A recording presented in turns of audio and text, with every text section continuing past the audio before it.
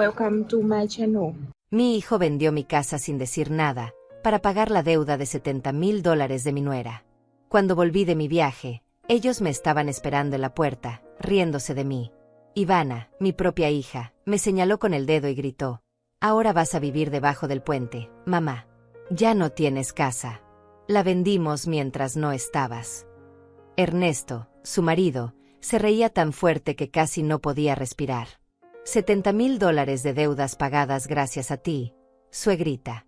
Al fin serviste para algo. Yo solo me reí. Me reí despacio, sin apartar la mirada de sus ojos. Y les dije con una calma que los dejó helados: ¿de qué se ríen, inocentes? Ellos no imaginaban que yo ya lo sabía todo. Que cada papel que firmaron era falso. Que cada paso que dieron fue grabado. Que esa casa nunca fue suya. Y que su risa iba a convertirse en el peor error de sus vidas. Pero antes de contarte cómo los destruí sin levantar la voz, necesito que entiendas quién soy. ¿Qué me hicieron? ¿Y por qué una mujer de 66 años decidió que ya no iba a ser la tonta de la familia? Me llamo Florencia. Tengo 66 años. Durante casi toda mi vida fui invisible. La mujer que limpia. La que cocina. La que espera. La que perdona todo. Mi marido murió hace 18 años de un infarto fulminante. Yo tenía 48. Ivana tenía 20. No hubo seguro. No hubo herencia. Solo quedamos ella y yo, y una montaña de deudas que él dejó por ser demasiado orgulloso para pedir ayuda. Trabajé en lo que fuera. Lavé ropa ajena. Limpié baños en oficinas. Vendí empanadas en la calle hasta que me dolían las manos. Todo para que Ivana terminara sus estudios. Para que tuviera lo que yo nunca tuve. Para que no sufriera. Ivana siempre fue linda. Siempre fue inteligente. Pensé que eso la haría bondadosa. Pensé que el esfuerzo que yo hacía iba a enseñarle gratitud. Me equivoqué. Se casó con Ernesto cuando tenía 25 años. Él era un hombre de trajes caros y palabras vacías. Hablaba de negocios que nunca funcionaban. De inversiones que siempre fallaban. Pero tenía esa sonrisa que convence. Esa voz que hace creer. Ivana lo adoraba. Yo desconfié desde el primer día, pero callé. Una madre no debe arruinar la felicidad de su hija, ¿verdad? Eso me dijeron siempre. Eso creí siempre. Después de la boda, las visitas se volvieron raras. Primero venían una vez al mes. Luego cada 3 meses. Después solo en Navidad, y se iban antes de la cena. Siempre con prisa. Siempre con excusas. Yo vivía sola en una casa pequeña de 2 habitaciones, con un patio donde sembraba tomates, cilantro y un rosal que planté el día que enterramos a mi marido. No era una mansión, pero era mía. Comprada con años de trabajo, con sudor, con noches sin dormir. Cada ladrillo de esa casa tenía mi nombre grabado en silencio. Las mañanas eran iguales. Me levantaba a las 6. Preparaba café en la cafetera vieja que hacía un ruido como de tos. Barría el patio. Regaba las plantas. A veces pasaba mi vecina Romana. Ella también era viuda. También vivía sola. Nos sentábamos en el porche a tomar té sin hablar mucho. Solo estar. Otras veces pasaba todo el día sin escuchar una voz humana. Solo el ruido de los autos. El ladrido del perro de la esquina. El viento moviendo las cortinas blancas que cosí yo misma hace 10 años. Así era mi vida. Silenciosa. Pequeña. Pero mía. Hace 2 meses, un martes por la tarde, Ivana apareció sin avisar. Tocó la puerta con fuerza. Cuando abrí, me abrazó. Fue un abrazo raro, demasiado apretado, demasiado largo. Como si estuviera actuando. «Mamá, necesito hablar contigo», dijo con voz suave. Entró a la casa y se sentó en el sillón de la sala como si fuera dueña del lugar. Ernesto venía detrás, con su teléfono en la mano, sin saludar. Solo asintió con la cabeza y se quedó parado junto a la puerta. «Mamá, estás envejeciendo», dijo Ivana. «Te veo cansada. Te veo enferma. Necesitas hacerte chequeos. Tienes que cuidarte». Yo la miré sin entender. No me sentía enferma. Sí, me dolían las rodillas. Sí, Subir escaleras me costaba más que antes. Pero no era nada grave. No tengo dinero para médicos privados, le dije. Ella sonrió. Por eso vine, mamá. Ernesto y yo queremos ayudarte. Vamos a pagarte un chequeo completo en otra ciudad. 3 semanas. Hotel incluido. Todo cubierto. Tú solo tienes que ir y descansar. Desconfié. No soy tonta.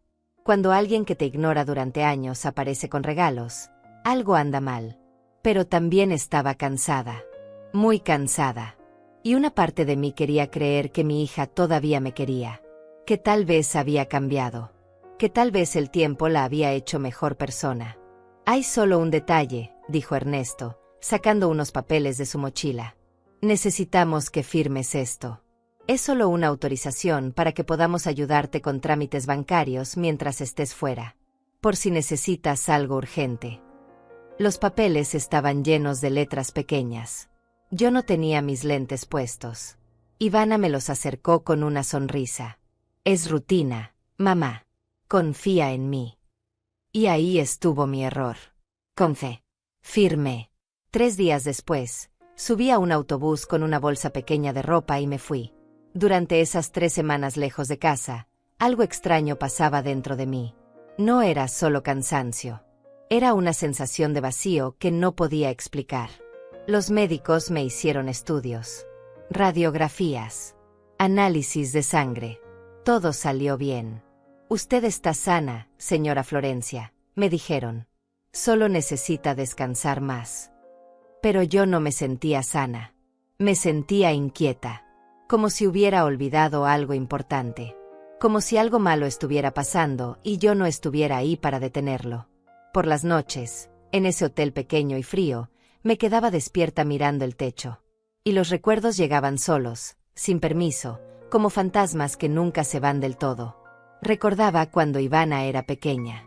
Tenía 5 años y lloraba porque las otras niñas de la escuela tenían loncheras con dibujos de princesas. Yo trabajaba 12 horas diarias en una fábrica de ropa.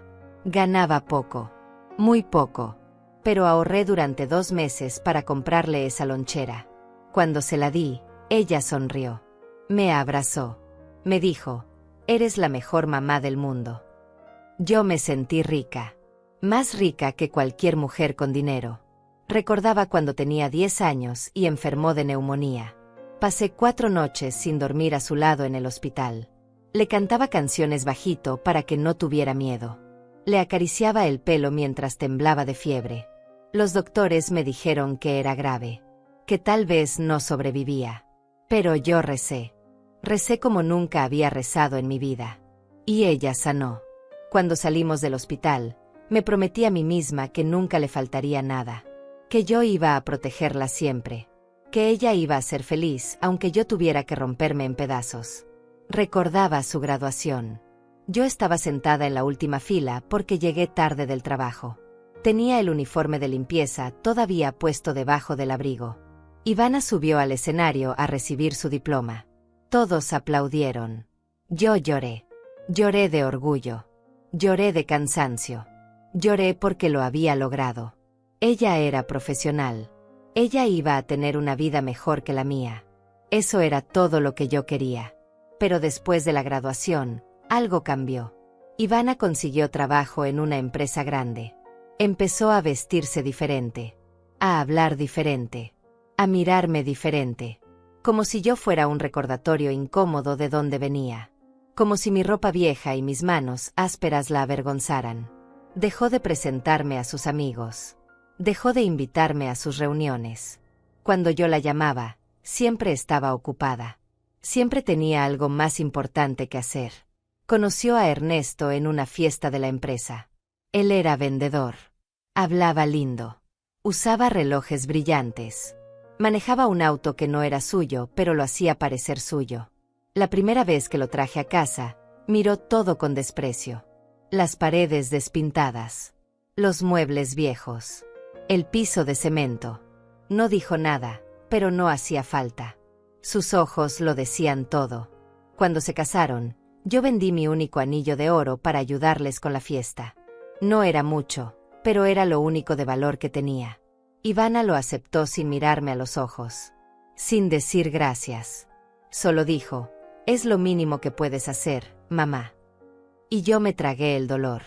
Porque eso hacen las madres, ¿verdad? Se tragan todo. Se rompen por dentro y sonríen por fuera. Después de la boda, casi no los vi. Vivían en un departamento en la ciudad. Yo seguía en mi casa pequeña del barrio viejo. A veces los llamaba. Ivana nunca contestaba. Ernesto me devolvía la llamada días después, con prisa, con fastidio. Florencia, estamos ocupados.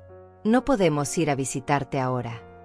Yo decía que entendía, pero no entendía nada. No entendía por qué mi hija me había borrado de su vida. No entendía que había hecho mal. Las navidades eran lo peor. Yo preparaba cena para 3. Ponía la mesa bonita. Cocinaba el pollo que tanto le gustaba a Ivana cuando era niña. Esperaba. A veces llegaban. A veces no. Cuando llegaban, comían rápido, miraban el teléfono todo el tiempo y se iban antes del postre. Tenemos otra cena, mamá. Disculpa. Y yo me quedaba sola otra vez, guardando la comida que nadie comió, lavando los platos en silencio, preguntándome en qué momento perdí a mi hija. Hubo una Navidad en que no llegaron. Ni siquiera llamaron. Yo esperé hasta las 11 de la noche. La comida se enfrió. Las velas se derritieron. El teléfono nunca sonó. Me acosté llorando esa noche. Llorando y sintiendo que había fracasado como madre. Que tal vez si hubiera sido más educada, más elegante, más rica, mi hija no me habría abandonado así.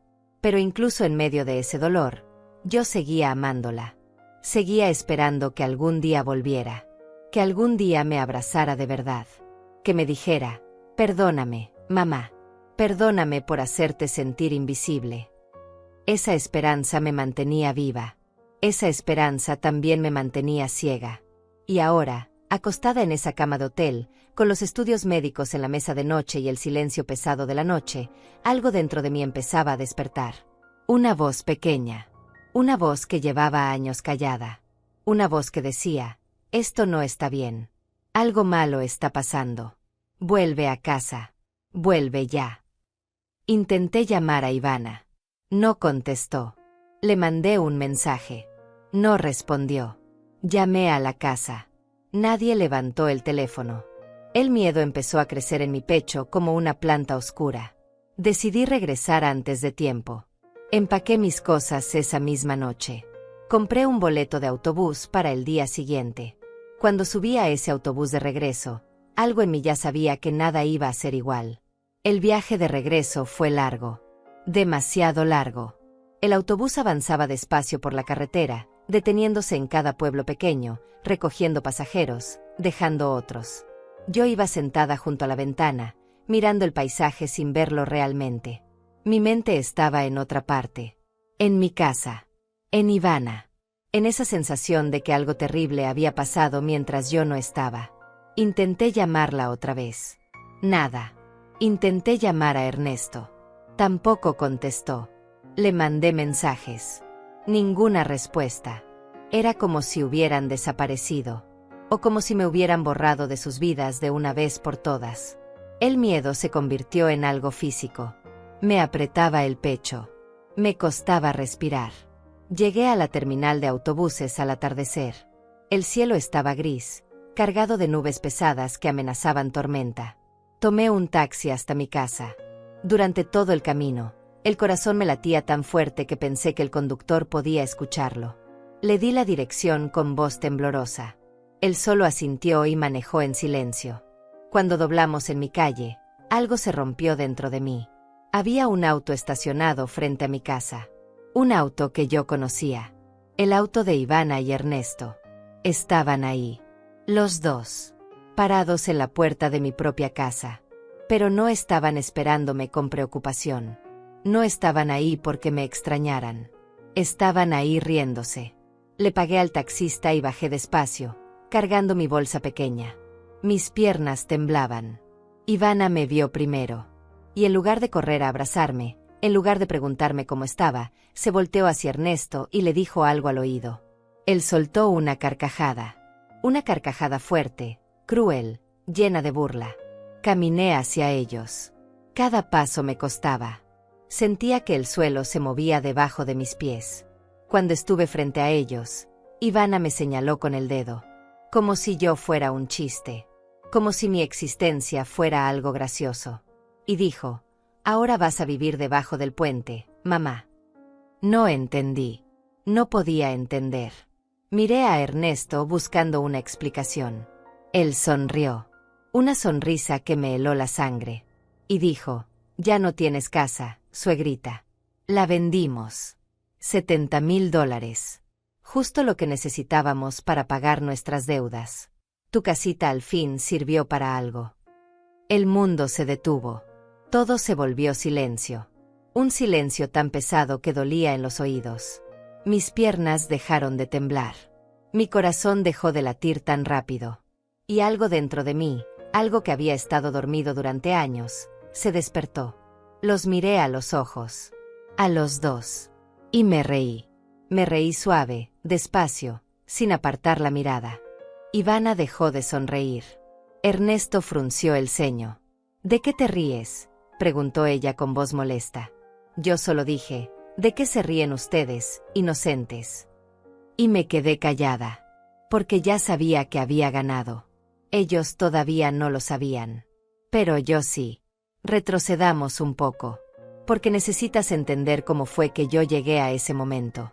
Cómo fue que supe que estaba pasando antes de que me lo dijeran en la cara. 3 días antes de volver, mientras todavía estaba en el hotel, recibí una llamada. Era un número desconocido. Casi no contesté. Pero algo me dijo que lo hiciera. Del otro lado de la línea había una voz de mujer. Una voz que yo conocía pero que no había escuchado en años. ¿Florencia? Soy Romana. Tu vecina.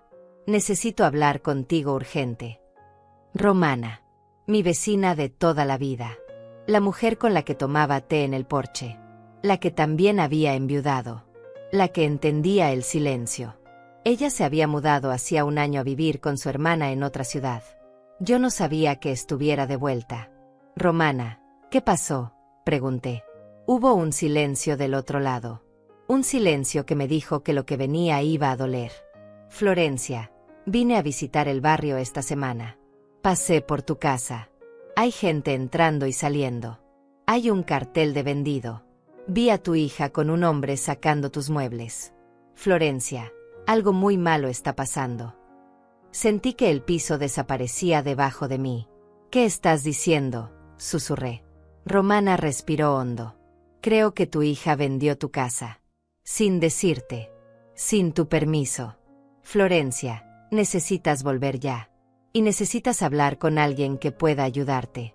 Tengo el número de un abogado. Se llama Raúl Beltrán. Él me ayudó cuando mi hermano intentó quitarme mi herencia. Es bueno. Es honesto. Llámalo ahora. Colgué el teléfono. Las manos me temblaban tanto que casi no podía marcar el número que Romana me había dado. Llamé. Un hombre contestó con voz calmada. Beltrán. Abogado. ¿En qué puedo ayudarle? Le conté todo. Le conté de los papeles que firmé. Del viaje. De la llamada de Romana. Él escuchó en silencio.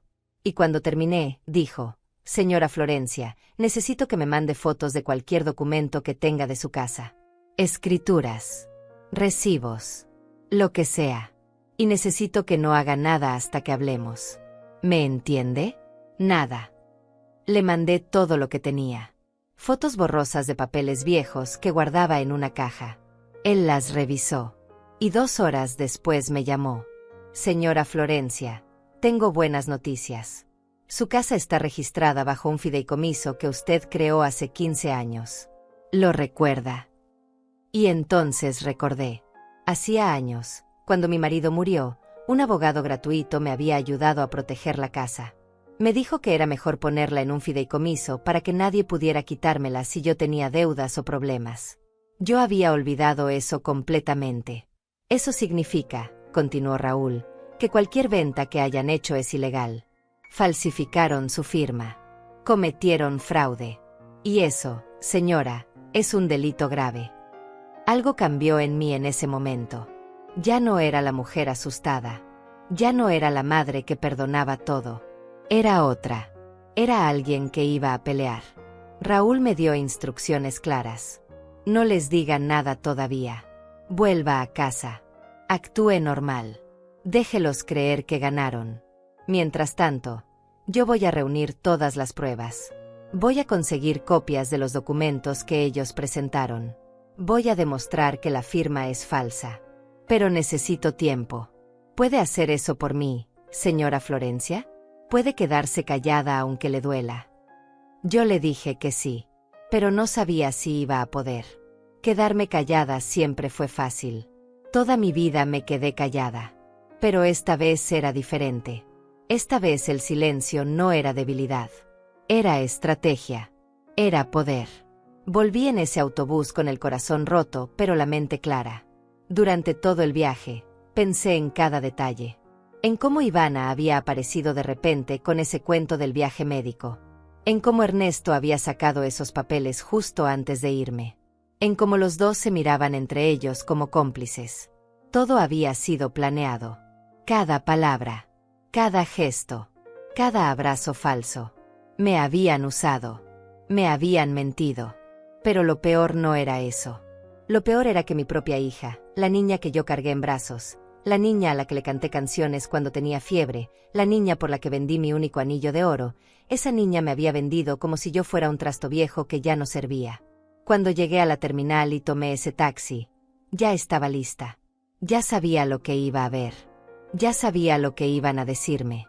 Y ya sabía que no iba a llorar. No delante de ellos. Nunca más delante de ellos. Los vi parados ahí, riéndose. Los vi señalarme. Los escuché decirme que ahora iba a vivir debajo del puente. Y yo solo me reí. Porque ellos no sabían. No sabían que yo ya había hablado con Raúl. No sabían que la casa seguía siendo mía. No sabían que cada papel que habían firmado era basura legal. No sabían que estaban cavando su propia tumba. Después de reírme y decirles esa frase que los dejó confundidos, intenté entrar a mi casa. Ernesto se puso delante de la puerta. Esta casa ya no es tuya, suegrita. El nuevo dueño viene mañana a tomar posesión. Así que mejor te vas buscando dónde dormir esta noche. Ivana estaba detrás de él, con los brazos cruzados, mirándome con frialdad. Como si yo fuera una extraña. Como si nunca hubiera sido su madre. Necesito sacar mis cosas, dije con voz tranquila. Ernesto negó con la cabeza. Ya sacamos todo lo que servía. Lo demás lo tiramos. Ropa vieja. Fotos viejas. Basura. Sentí una punzada en el pecho. Mis fotos. Las fotos de mi marido. Las fotos de Ivana cuando era niña. Las fotos de mi madre que ya murió. Todo tirado. Todo destruido. Pero no dije nada. Solo los miré. ¿Dónde está la escritura?, pregunté. Ivana sonrió. Sacó un papel doblado de su bolso. Aquí está. Firmada por ti. Vendida legalmente. $70,000 que nos salvaron la vida. Deberías estar orgullosa, mamá. Al fin hiciste algo útil. Me mostró el papel desde lejos, sin dejármelo tocar. Yo solo asentí. Entiendo, dije. Y me di la vuelta. ¿A dónde vas?, preguntó Ivana con tono burlón. No tienes a dónde ir. Yo no respondí. Solo caminé. Caminé por esa calle donde había vivido durante 30 años. Caminé sintiendo las miradas de los vecinos desde sus ventanas. Caminé con la espalda recta y la cabeza en alto. Porque aunque me habían quitado mi casa, no me habían quitado mi dignidad. Llegué a una banca en la plaza del barrio. Me senté ahí. Saqué mi teléfono y llamé a Raúl. Ya estoy aquí, le dije. Hicieron todo lo que usted dijo que iban a hacer. Él respiró profundo. Perfecto. Eso me facilita las cosas. Ahora escúcheme bien, señora Florencia. ¿Tiene dónde quedarse esta noche? Le dije que no. Bien, dijo él. Yo tengo un departamento pequeño que rento. Está vacío ahora. Puede quedarse ahí el tiempo que necesite. Sin costo. Considérelo un favor. ¿Por qué me ayuda?, pregunté.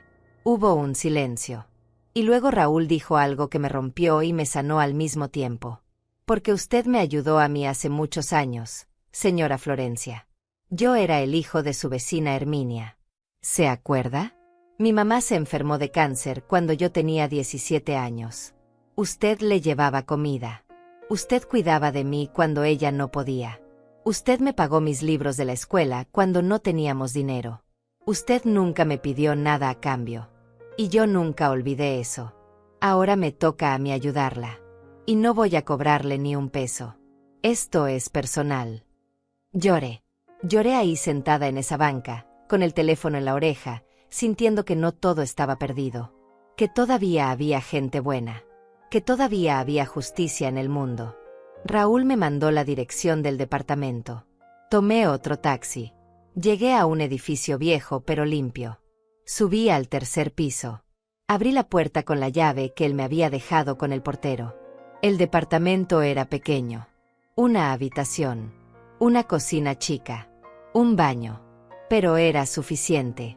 Era más de lo que tenía hace una hora. Me senté en el sofá. Miré alrededor. Y por primera vez en semanas, respiré. Respiré profundo. Respiré sabiendo que esto no había terminado. Que apenas estaba comenzando. Que Ivana y Ernesto iban a pagar por cada mentira. Por cada burla. Por cada risa cruel. Pero no iba a ser con gritos. No iba a ser con violencia. Iba a ser con la ley. Con la verdad. Con la justicia fría y precisa que ellos nunca vieron venir. Esa noche no dormí. Me quedé despierta planeando cada paso. Llamé a Romana. Le agradecí por salvarme. Ella lloró. Me dijo que nunca iba a perdonarse por no haber estado ahí antes. Le dije que no era su culpa. Que la culpa era solo de 2 personas. Y que esas 2 personas iban a aprender lo que significa traicionar a quien te dio la vida. A la mañana siguiente, Raúl llegó al departamento temprano. Traía una carpeta gruesa llena de papeles. Se sentó frente a mí en la mesa pequeña de la cocina y abrió esa carpeta como quien abre un libro de secretos. Señora Florencia, dijo con voz seria, lo que voy a mostrarle es grave. Muy grave. Pero necesito que esté preparada. ¿Está lista? Yo asentí. Estaba más que lista. Estaba sedienta de verdad. Raúl sacó el primer documento. Era una copia de la supuesta escritura de venta de mi casa. La firma que aparecía ahí no era mía. Se parecía, sí, pero no era mía. Yo conozco mi propia firma. La he escrito 1000 veces. Esta era una imitación burda. Esto ya es suficiente para anular la venta, dijo Raúl. Pero hay más. Mucho más. Sacó otro papel. Era el documento del fideicomiso que yo había creado hace 15 años.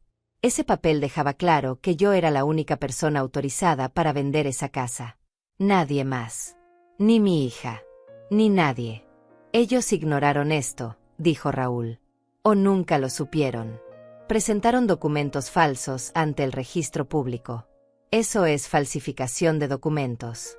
Es fraude. Y dependiendo de cómo lo veamos, también puede ser despojo.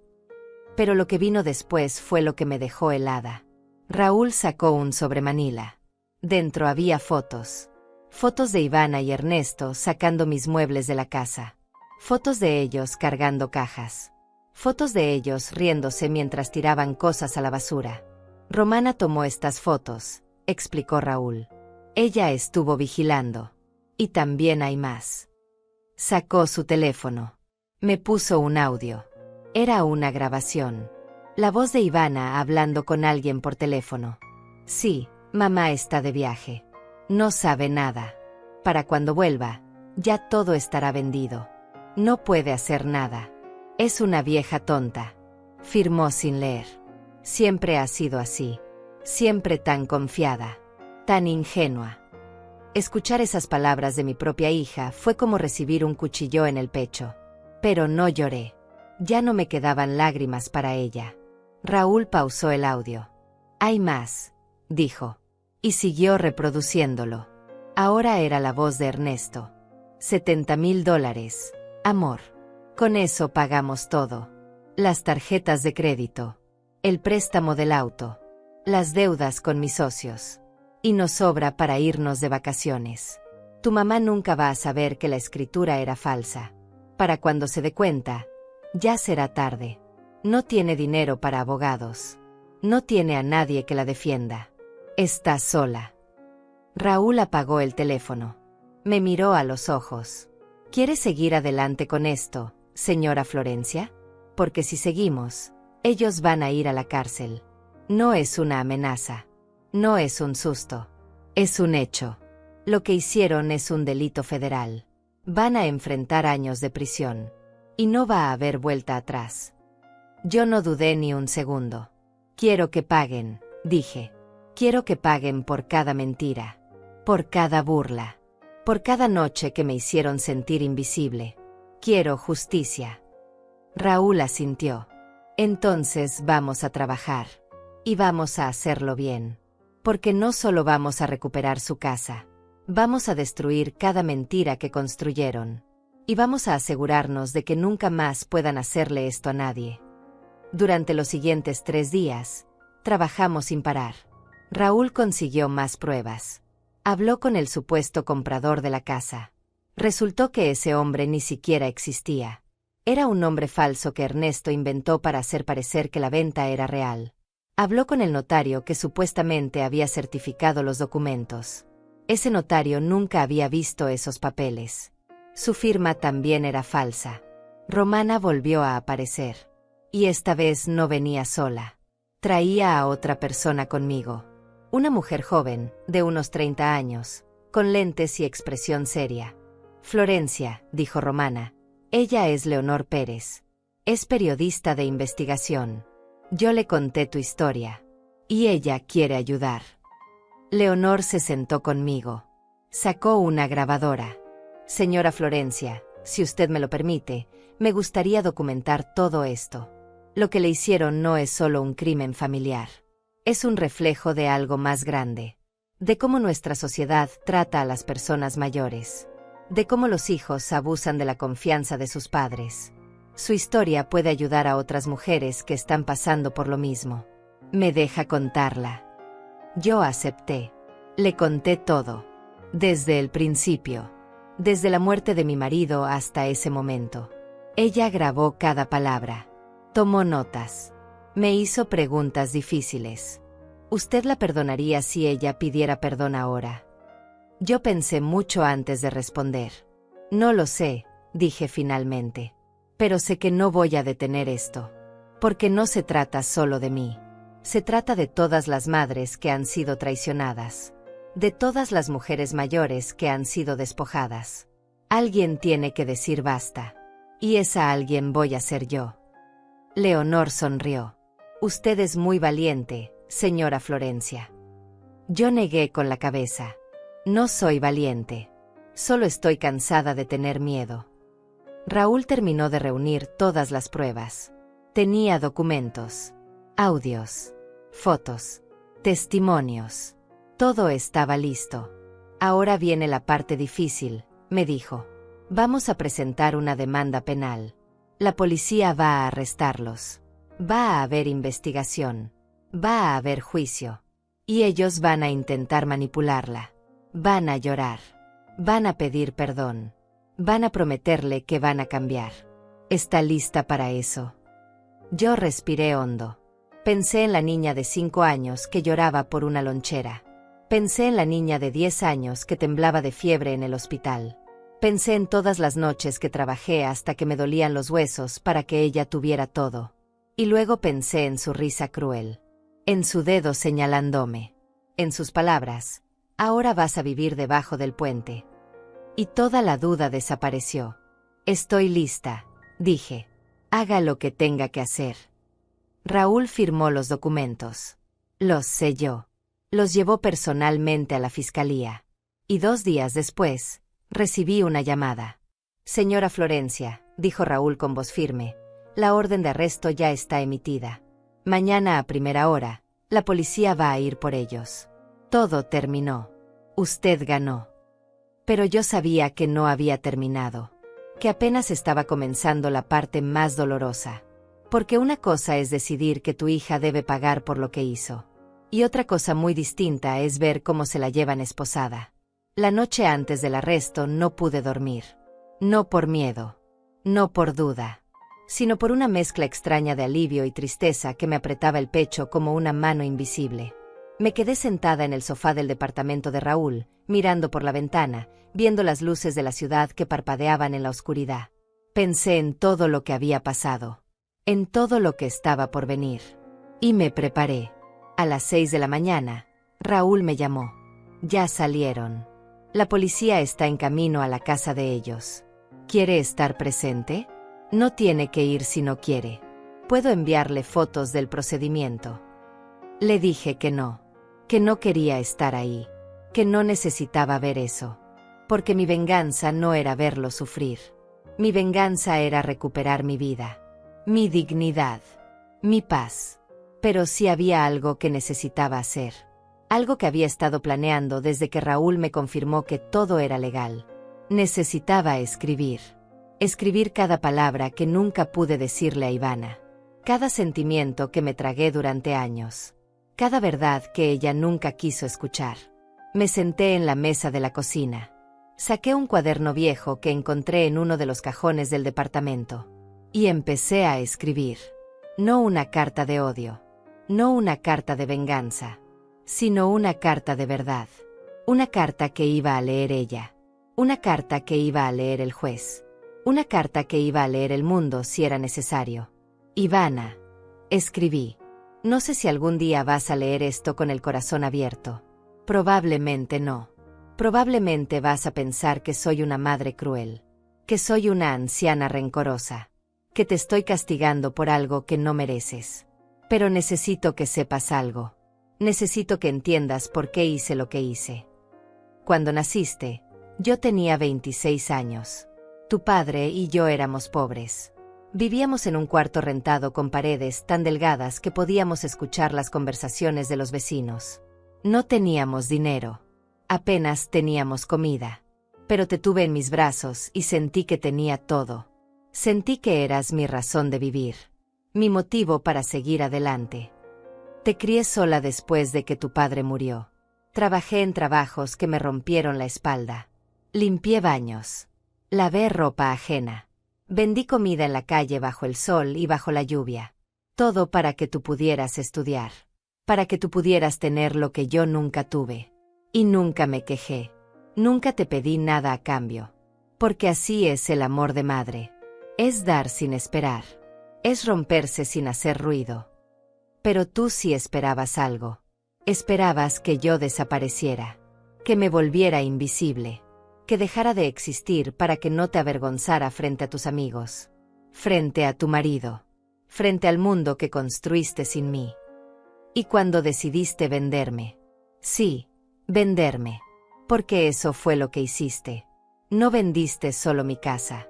Me vendiste a mí. Vendiste mi historia. Vendiste mis sacrificios. Vendiste cada noche que pasé despierta cuidándote cuando estabas enferma. Cada peso que ahorré para comprarte lo que querías. Cada sueño que abandoné para que tú pudieras cumplir los tuyos. Ahora vas a pagar. No porque yo sea mala, sino porque la justicia existe. Porque las madres también merecen respeto.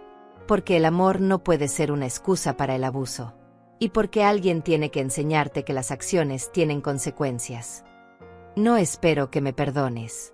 No espero que me entiendas. Solo espero que algún día, cuando estés sola, cuando ya no tengas a nadie, recuerdes que hubo alguien que te amó más que a su propia vida. Y que tú la destruiste sin pensarlo 2 veces. Terminé de escribir. Doblé la carta. La guardé en un sobre. Y se la di a Raúl cuando vino al departamento esa tarde. Quiero que esta carta sea leída en el juicio, le dije. Él la tomó. La leyó. Y cuando terminó, tenía los ojos húmedos. Esto es poderoso, señora Florencia. Muy poderoso. Va a tener impacto. Pero no me quedé solo con la carta. Había más que hacer. Raúl me había explicado que para que el caso fuera sólido, necesitábamos demostrar no solo que habían cometido un crimen, sino que lo habían hecho con premeditación. Con intención clara de hacerme daño. Y para eso necesitábamos más pruebas. Llamé a Romana. Necesito que me ayudes con algo, le dije. Necesito que hables con los vecinos. Con cualquiera que haya visto algo. Que haya escuchado algo. Necesito testigos. Romana no dudó.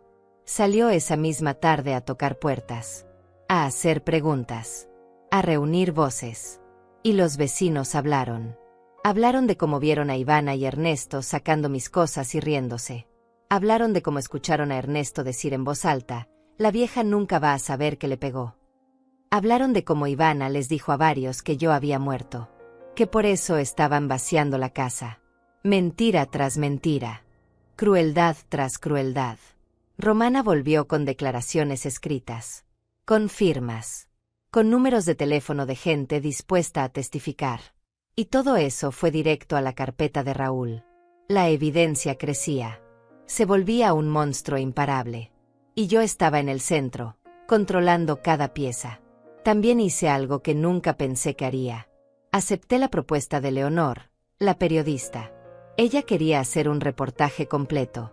Con entrevistas. Con fotos. Con mi historia de principio a fin. Esto va a ser público, me advirtió. La gente va a opinar. Algunos van a apoyarla. Otros van a juzgarla. ¿Está segura de que quiere exponerse así? Yo lo pensé. Pensé en todas las mujeres mayores que están siendo abusadas en silencio. En todas las madres que están siendo despojadas por sus propios hijos. En todas las abuelas que viven con miedo porque no tienen a quién recurrir. Y dije, sí, quiero que se sepa. Quiero que otras mujeres vean que se puede pelear. Que se puede ganar. Que no estamos solas. Leonor trabajó rápido. En una semana, el reportaje estaba listo. Salió en un periódico digital importante. Con mi foto. Con mi nombre completo. Con cada detalle de lo que Ivana y Ernesto me habían hecho. Y el impacto fue inmediato. Mi teléfono no paraba de sonar. Llamadas de periodistas. Llamadas de otras mujeres contándome historias similares. Llamadas de abogados ofreciéndome ayuda gratuita. Llamadas de organizaciones de derechos de personas mayores queriendo usar mi caso como ejemplo. El silencio que me había rodeado durante años se rompió de golpe. Y yo ya no estaba sola. Raúl me visitó esa noche. Señora Florencia, lo que está pasando es histórico. Su caso se está volviendo un referente. Hay jueces que ya están preguntando por el proceso. Hay fiscales que quieren asegurarse de que esto se haga bien.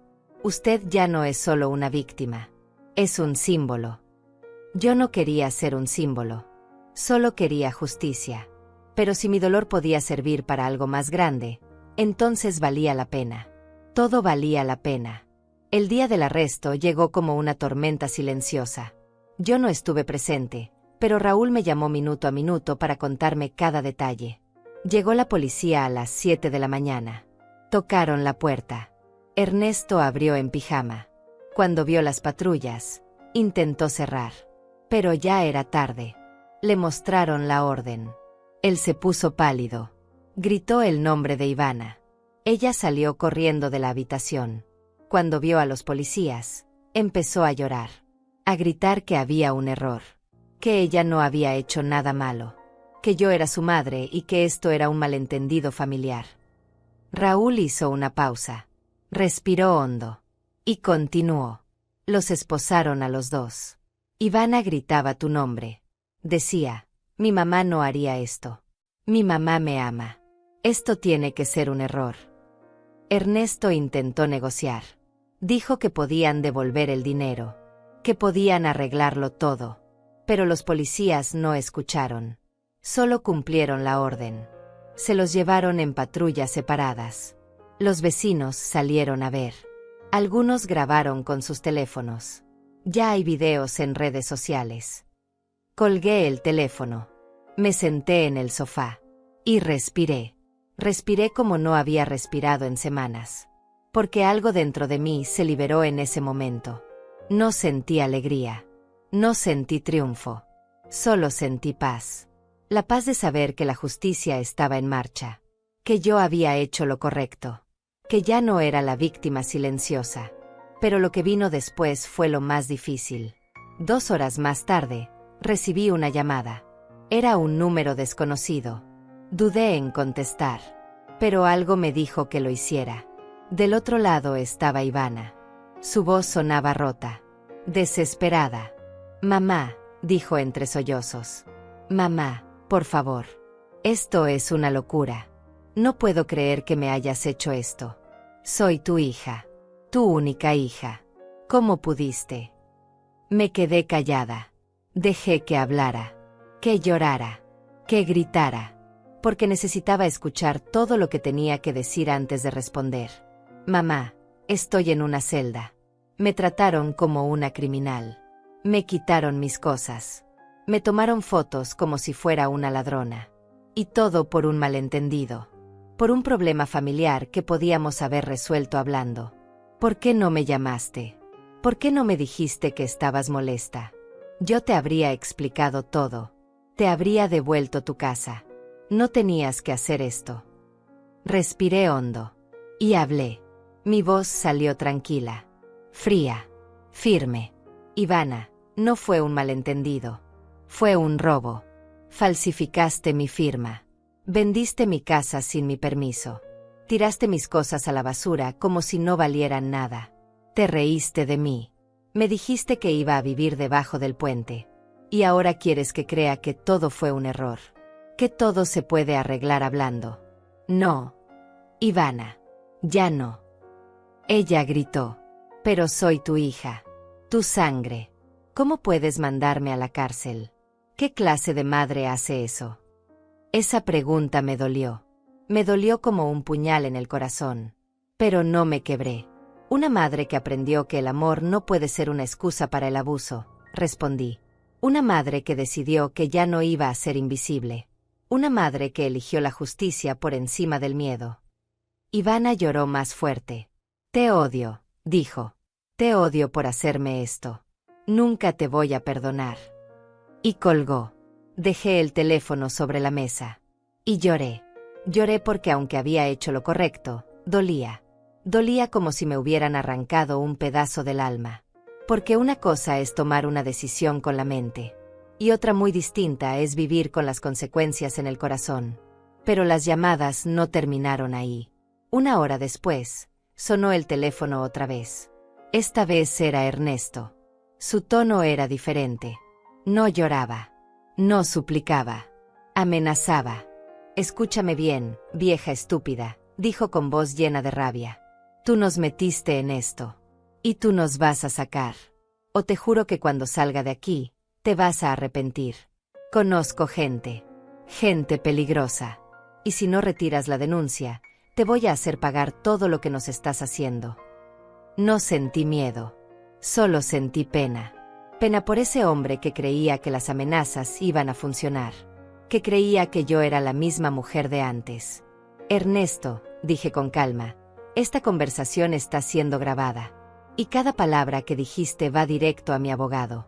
Acabas de agregar amenazas a tu lista de delitos. Gracias por hacerme el trabajo más fácil». Y colgué. Llamé a Raúl de inmediato. Le conté todo. Él me pidió que le enviara las grabaciones de ambas llamadas. Las envié. Y él me dijo: «Perfecto. Esto solo empeora su situación. Las amenazas van a pesar mucho en el juicio. Ellos están cavando su propia tumba». Pero las llamadas siguieron.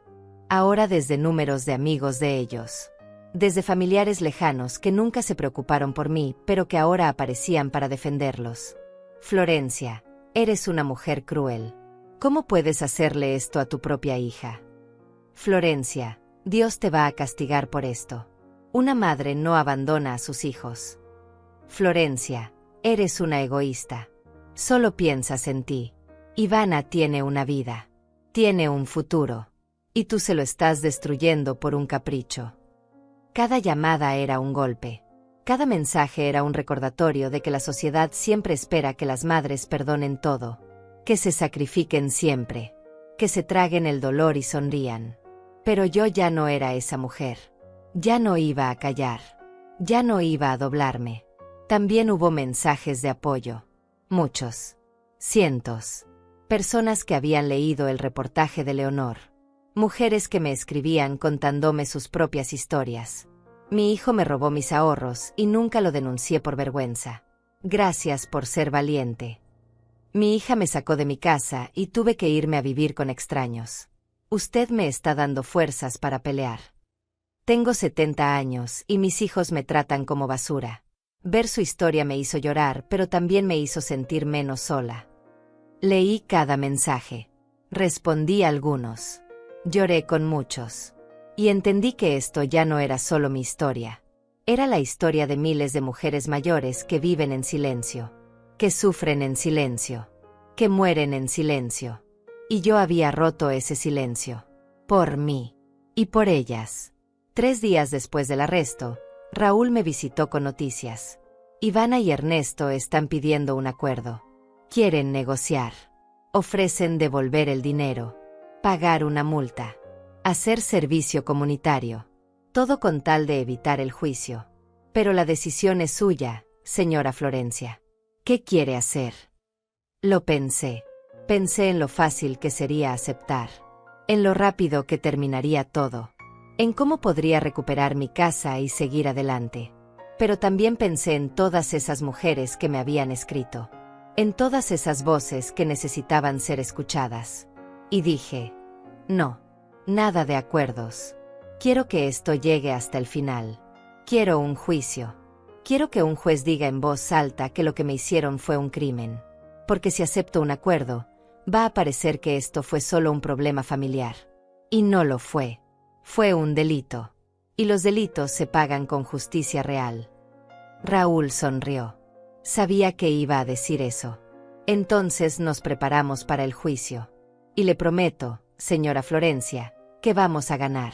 Porque la verdad está de nuestro lado. Y la verdad siempre gana. Esa noche, escribí en mi cuaderno una sola frase. Ya no tengo miedo. Ya no soy invisible. Ya no estoy sola. Y dormí. Dormí profundo por primera vez en meses. Porque sabía que lo peor ya había pasado. Y que lo mejor estaba por venir. El juicio comenzó 3 semanas después. La sala estaba llena. Periodistas. Activistas de derechos de personas mayores. Mujeres de todas las edades que habían leído mi historia y querían estar presentes.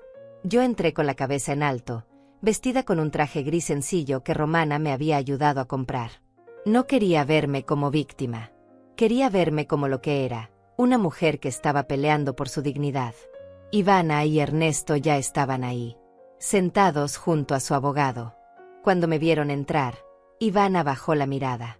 Ernesto me miró con odio. Pero yo no aparté los ojos. Los miré fijamente. Sin miedo. Sin duda. Porque ya no tenían poder sobre mí. El juez entró. Un hombre mayor, de pelo blanco y expresión seria. Se sentó. Golpeó el martillo. Y dijo, comenzamos. Raúl se puso de pie. Presentó el caso con claridad. Explicó cada detalle. La falsificación de documentos. El fraude. El despojo. Las amenazas. Y presentó las pruebas. Una por una. Los documentos falsos. Las grabaciones. Las fotos. Los testimonios de los vecinos. Todo estaba ahí. Perfecto. Irrefutable. El abogado de Ivana y Ernesto intentó defender lo indefendible. Argumentó que había sido un malentendido. Que ellos creían que yo les había dado permiso. Que la firma en los documentos era mía porque yo había firmado tantas cosas que ya no recordaba. Que todo había sido un error de buena fe. Pero sus palabras sonaban huecas. Vacías. Nadie en esa sala les creía. Luego fue mi turno de testificar. Me senté en el estrado. El juez me miró con respeto. Señora Florencia, cuéntenos con sus propias palabras qué pasó. Y yo hablé. Hablé sin temblar. Sin llorar. Conté todo desde el principio. Desde la muerte de mi marido. Desde los años de sacrificio. Desde el día en que Ivana apareció con la propuesta del viaje. Desde el momento en que me recibieron riéndose y diciéndome que ahora iba a vivir debajo del puente. Cuando terminé, había silencio en la sala. Un silencio tan pesado que se podía sentir en el aire. El juez asintió. Gracias, señora Florencia. Puede regresar a su lugar. Volví a sentarme. Raúl me tocó el hombro. Lo hizo perfecto, susurró. Después fue el turno de Ivana. Subió al estrado llorando. Su abogado le hizo preguntas suaves. Ella respondió con voz quebrada. Yo amo a mi mamá. Siempre la he amado. Sí, cometí un error. Un error terrible. Pero fue por desesperación. Teníamos deudas enormes. $70,000. Íbamos a perderlo todo. Pensé que mi mamá entendería. Pensé que ella querría ayudarnos. Nunca quise hacerle daño. Nunca pensé que esto llegaría tan lejos. Raúl se puso de pie para interrogarla. Su tono era firme pero respetuoso. Señorita Ivana, su madre sabía que usted tenía deudas de $70,000. Ivana negó con la cabeza. No. ¿Le pidió ayuda antes de vender su casa? No. Ella firmó los documentos de venta. Ivana dudó. Yo pensé que sí. Raúl levantó el documento falso. Este documento tiene una firma que no coincide con la firma real de su madre. Tenemos un perito grafólogo que lo confirmó. Usted falsificó esta firma. Ivana empezó a llorar más fuerte. Yo no, fue Ernesto. Él dijo que era la única forma. Ernesto se puso de pie furioso. Eso es mentira. Tú fuiste la que tuvo la idea. El juez golpeó el martillo. Orden. Siéntese, señor Ernesto, o lo sacaré de la sala. Ernesto se sentó. Pero el daño ya estaba hecho. Se habían traicionado entre ellos. Delante del juez. Delante de todos. El abogado defensor intentó recuperarse. Pero ya era tarde. El caso estaba perdido. Y ellos lo sabían. Cuando terminaron los testimonios, el juez pidió un receso. Salimos de la sala. Romana me abrazó. Lo estás haciendo increíble, Florencia. Estoy tan orgullosa de ti. Leonor, la periodista, se acercó. ¿Puedo hacerle unas preguntas rápidas para el artículo de seguimiento? Yo asentí. Ella me preguntó, ¿cómo se siente en este momento? Pensé antes de responder. Me siento libre, dije. Por primera vez en años, me siento libre. El juicio continuó durante 2 días más. Hubo más testimonios, más pruebas, más lágrimas de Ivana, más intentos de Ernesto de culpar a otros. Pero nada cambiaba el hecho de que habían cometido un delito grave, contra su propia madre, contra una mujer de 66 años que solo les había dado amor. Finalmente llegó el día del veredicto. La sala estaba aún más llena que el primer día. El juez entró. Todos nos pusimos de pie. Él se sentó. Abrió una carpeta. Y comenzó a leer. Después de revisar toda la evidencia presentada en este caso, este tribunal encuentra a los acusados, Ivana Telés y Ernesto Palma, culpables de los delitos de falsificación de documentos, fraude y despojo agravado. Ivana soltó un grito ahogado. Ernesto cerró los ojos. Yo no sentí nada. Solo vacío. Un vacío extraño que no era ni triste ni feliz. Solo era final. El juez continuó. Dada la gravedad de los hechos, la premeditación demostrada y el abuso de confianza hacia una persona mayor vulnerable, este tribunal sentencia a Ivana Telés a 4 años de prisión y a Ernesto Palma a 5 años de prisión. Adicionalmente, se ordena la devolución inmediata de la propiedad a la señora Florencia, así como el pago de daños y perjuicios por la cantidad de $100,000. La sala estalló en murmullos. Ivana lloraba sin control. Ernesto gritaba que era injusto, que iban a apelar, que esto no había terminado. Pero el juez golpeó el martillo una última vez. Se levanta la sesión. Y se fue. Raúl me abrazó. Ganamos, señora Florencia. Ganamos todo. Yo asentí, pero no podía hablar, porque aunque había ganado en la ley, había perdido a mi hija. Y eso dolía de una forma que ninguna sentencia podía curar. Cuando salimos del juzgado, había periodistas esperando. Cámaras. Micrófonos. Preguntas lanzadas desde todos lados. Señora Florencia, ¿cómo se siente? ¿Se arrepiente de haber denunciado a su hija? ¿Qué mensaje tiene para otras mujeres en su situación? Raúl intentó protegerme, pero yo le dije que estaba bien, que quería hablar. Me paré frente a las cámaras.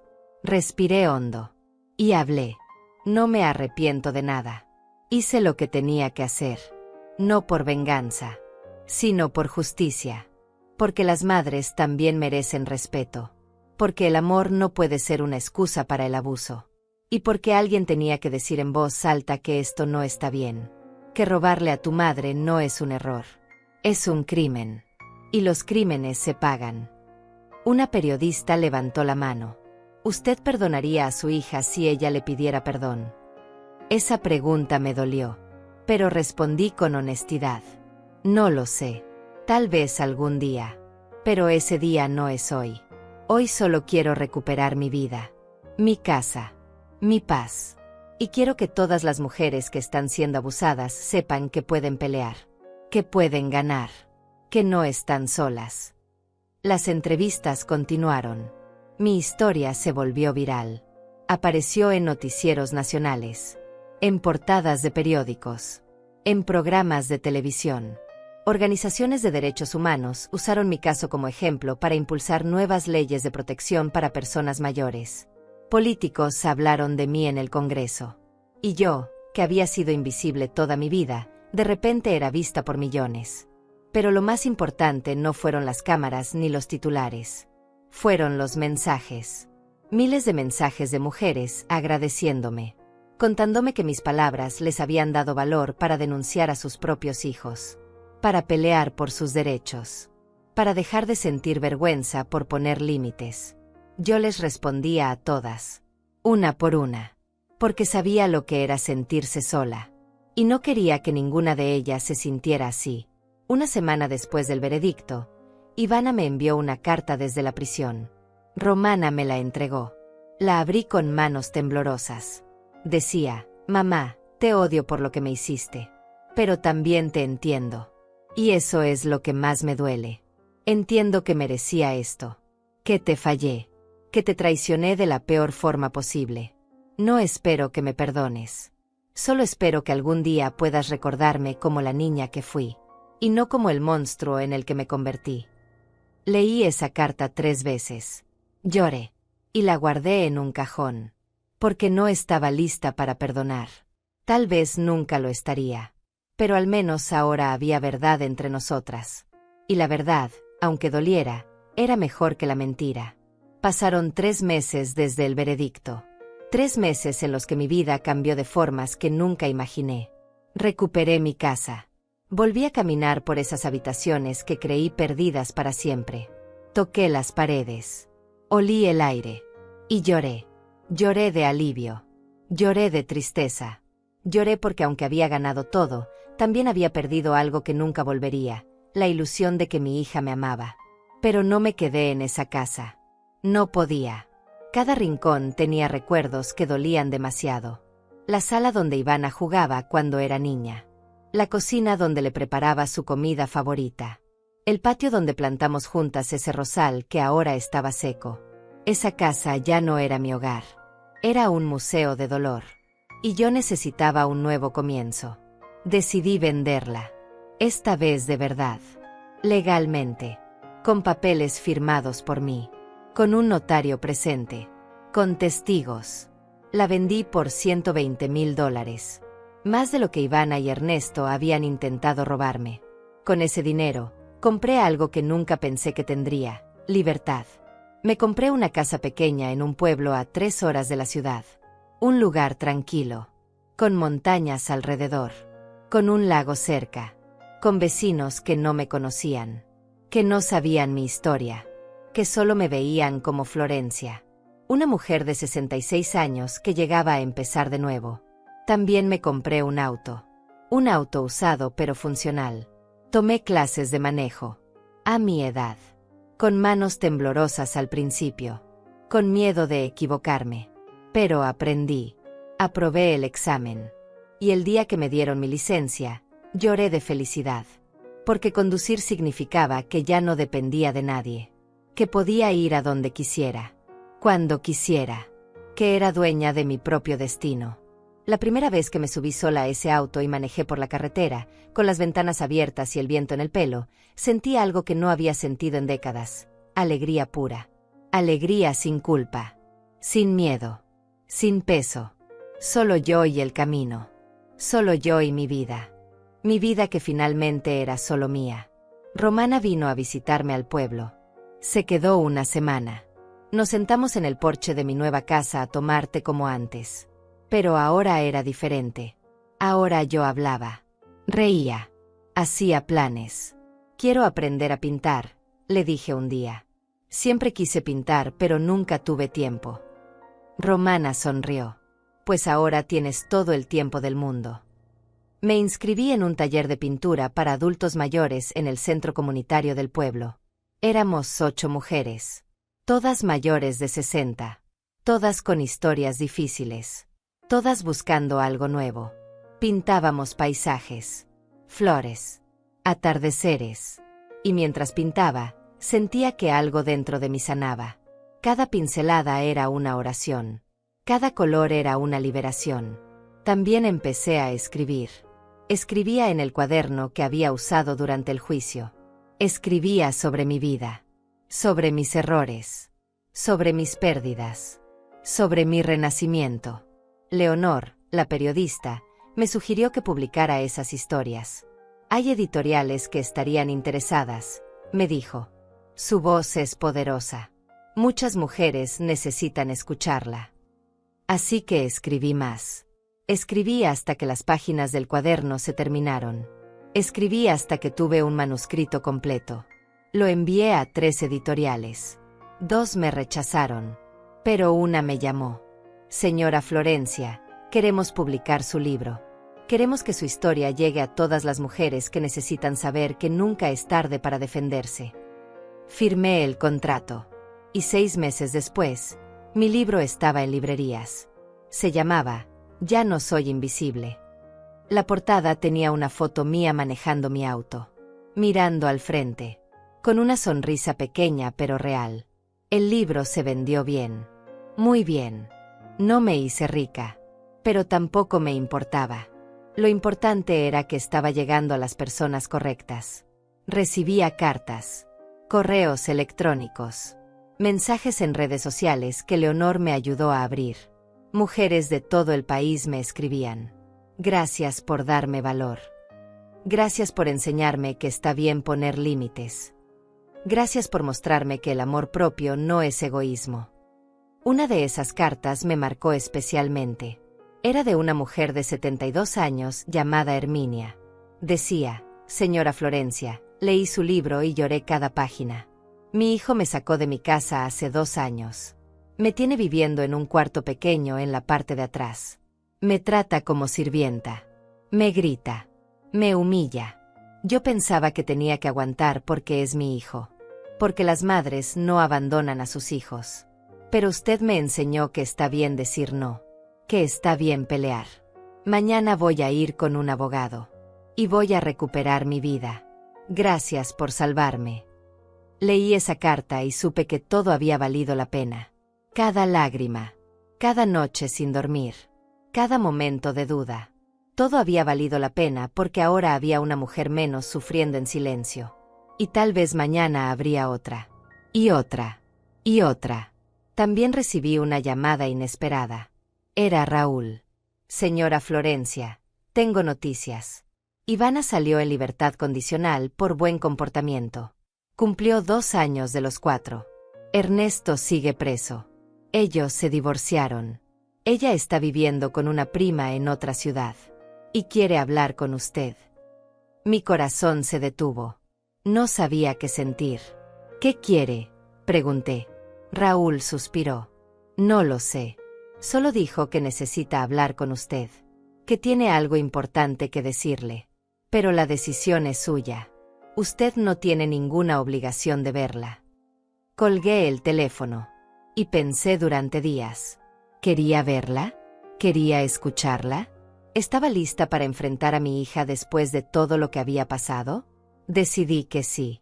Pero no porque le debiera nada. Sino porque yo necesitaba cerrar ese capítulo. Necesitaba mirarla a los ojos una última vez. Necesitaba saber si había algo de la niña que amé todavía viva en ella.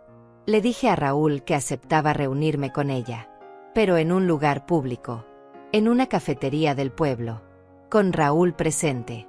No iba a arriesgarme. El día de la reunión llegó. Yo estaba sentada en una mesa junto a la ventana. Raúl estaba en otra mesa cerca. Ivana entró. Estaba más delgada, más pálida, más vieja. La cárcel la había cambiado. Se sentó frente a mí. Nos miramos en silencio. Y entonces habló. Mamá, dijo con voz baja, no vine a pedir perdón, porque sé que no lo merezco. Vine a decirte la verdad, a decirte que tenías razón en todo. Seguí en silencio. Ella continuó. Pasé 2 años en esa celda pensando, recordando, viendo mi vida desde afuera. Y me di cuenta de que me convertí en un monstruo, que te traté como basura cuando tú me diste todo, que confundí el amor con debilidad, que creí que porque eras mi madre tenías que aguantar cualquier cosa. Me equivoqué en todo. Sus ojos se llenaron de lágrimas. No espero que me perdones. No espero que me vuelvas a ver. Solo quería que supieras que aprendí, que cambié, que ahora trabajo limpiando casas igual que tú lo hiciste, que ahora sé lo que es el cansancio, el dolor en las manos, la humillación. Y cada día me acuerdo de ti, de todo lo que hiciste por mí, y me odio por no haberlo valorado. Me quedé callada un momento más. Y luego hablé. Ivana, no sé si algún día podré perdonarte. No sé si algún día podré volver a confiar en ti. Pero sí sé algo. Sé que tú tienes que vivir con lo que hiciste. Y esa es una cárcel peor que cualquier celda. Yo ya soy libre. Recuperé mi vida. Recuperé mi paz. Y eso nadie me lo puede quitar nunca más. Ella asintió. Lo sé, mamá. Y me alegro. Me alegro de que seas feliz. Aunque yo no sea parte de esa felicidad. Se puso de pie. Gracias por verme. No te voy a molestar más. Y se fue. Salió de la cafetería. Salió de mi vida. Y yo me quedé ahí sentada, sintiendo que un peso enorme se levantaba de mis hombros. Raúl se acercó. ¿Está bien? Yo asentí. Sí, estoy bien. Por primera vez en mi vida, estoy realmente bien. Esa noche, volví a mi casa. Me senté en el porche. Miré las estrellas. Y pensé en todo el camino recorrido. Pensé en la mujer que fui. La mujer invisible. La mujer callada. La mujer que se tragaba el dolor y sonreía. Esa mujer ya no existía. En su lugar había otra. Una mujer que sabía defenderse. Que sabía decir no. Que sabía que el amor propio no era egoísmo sino supervivencia. Al día siguiente, subí a mi auto. Manejé hasta el lago. Me senté en la orilla. Y escribí una carta. No para Ivana, sino para todas las mujeres que alguna vez se sintieron invisibles. La carta decía: querida mujer que lee esto, tal vez estés sufriendo ahora. Tal vez te sientas atrapada. Tal vez creas que no tienes opciones. Pero te equivocas. Siempre hay opciones. Siempre hay salida. Nunca es tarde para defenderte. Nunca es tarde para decir basta. Nunca es tarde para recuperar tu vida. Yo lo hice a los 66 años. Tú también puedes. No estás sola. Nunca estuviste sola. Y nunca lo estarás. Doblé la carta. La guardé. Y seguí adelante. Porque eso es lo que hacemos las que sobrevivimos. Seguimos adelante. Con cicatrices. Con dolor. Pero también con fuerza. Con dignidad. Con libertad. Si estás viendo este video hasta el final, gracias. Gracias por escuchar mi historia. Gracias por estar aquí. Si conoces a alguien que esté pasando por algo similar, compártele este video. Porque tal vez sea la señal que necesita para pelear. Y si eres tú quien le está viviendo, recuerda, mereces respeto. Mereces paz. Mereces ser feliz. Y nunca, nunca dejes que nadie te haga sentir invisible. Porque tú importas. Tu vida importa. Y tu voz merece ser escuchada. Déjame un comentario contándome qué te pareció esta historia. Dale like si crees que la justicia existe. Y suscríbete para más historias reales que necesitan ser contadas. Nos vemos pronto.